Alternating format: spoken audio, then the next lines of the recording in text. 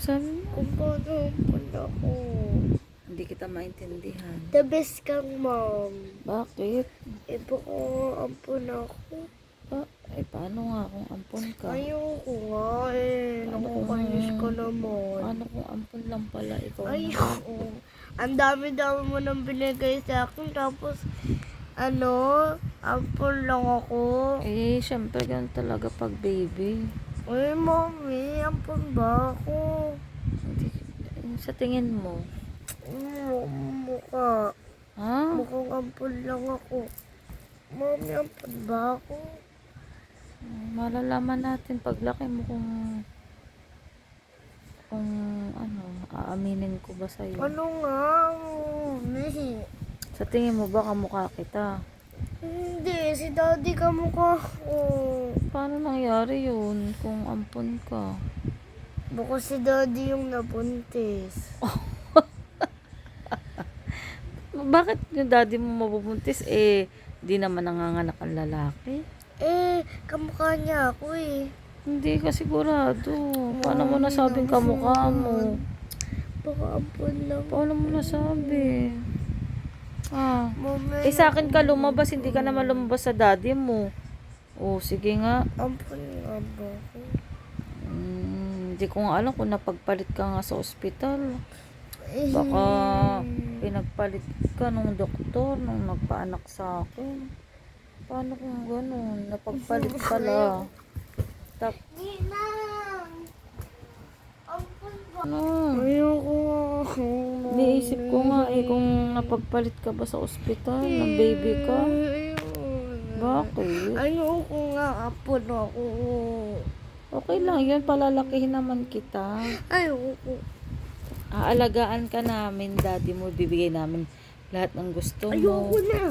Ay, bakit ka nagkagalit?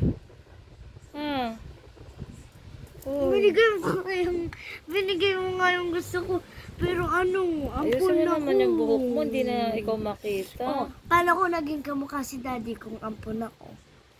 Sino ba nagsasabing kamukha ka ng daddy mo?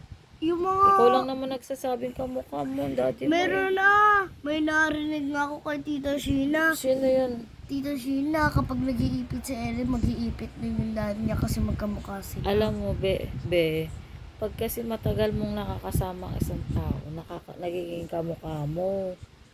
Kaya normal lang yun. Pag sobrang matagal mo na siya nakakasama, halos nagiging magkamukha na kayo. Kaya gano'n. naman. Inubo ka na. Anong gagawin natin? Ayoko nga. Ha? Ayoko mag-ampun ako. Ano? Ayoko nga eh. Ayaw mo ng talented ka dahil sa akin. Tinuturuan kitang... Ayoko kasi. Ayoko eh. Ha? Ayoko ampun ako. Ano? Ayoko ampun. Aray ko naman. Ayoko Tinan mo nga. ampun. Hindi ganyan ng anak pag naaaway ng walang galang. Nang aaway. Ayoko ng ampun. Gusto ko anak na. Ha? Mami, kinakabahan nga ako. Huwag ka naman kakabahan. Kasi nga ampun ako. Malulungkot ka ba? Oo! Bakit? Ampun lang ako, tapos ang dami binigay. Ayaw mo nun, binibigay lahat ng gusto mo? Tapos pupunta ako dun sa totoong nanay ko. Oo.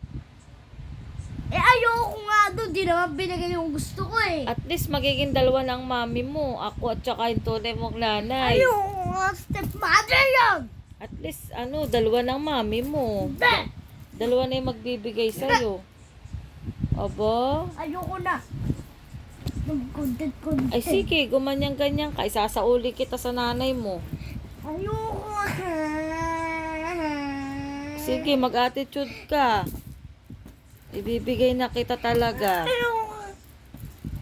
Tinan mo ka ikaw. Nakikita kung gaano ka kaano. Ayoko nga, maging ampun ako kasi nakakainis yun. Bakit kasi tanong ka ng tanong kung ampon ka ba o Ampun hindi? na ako o hindi. Ba't kasi tanong ka ng tanong? sasagutin mo na lang. Ano isasagot ko nga? Yes or no? No. Ah!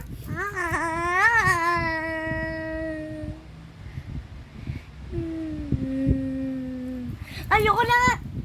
It's a prank. Ayoko na. O sige, tulog ka na.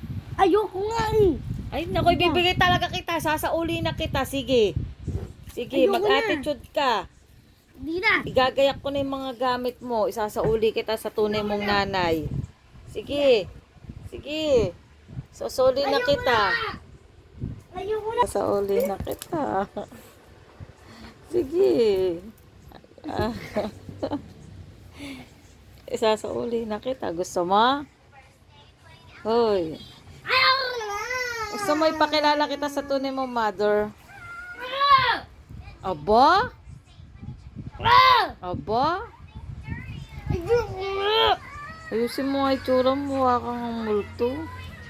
Pasa mo. Sabi ko nga ayoko nga magpunta sa totoong nanay. Bakit? Sinong gusto mo? Ako, yung tunay mo nanay. Ikaw. Kahit hindi ako ang tunay mo nanay. Ayoko na nga. Ayoko na. Aba? Ganda-ganda ng buhay mo eh. Ganyan ka. Ayoko na. Aba? Ayoko dyan.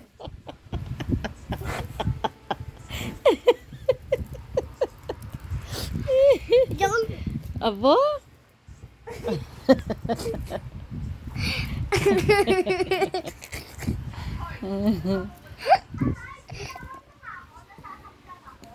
Lagi mo naman ako sila nga binakampon eh. Ano?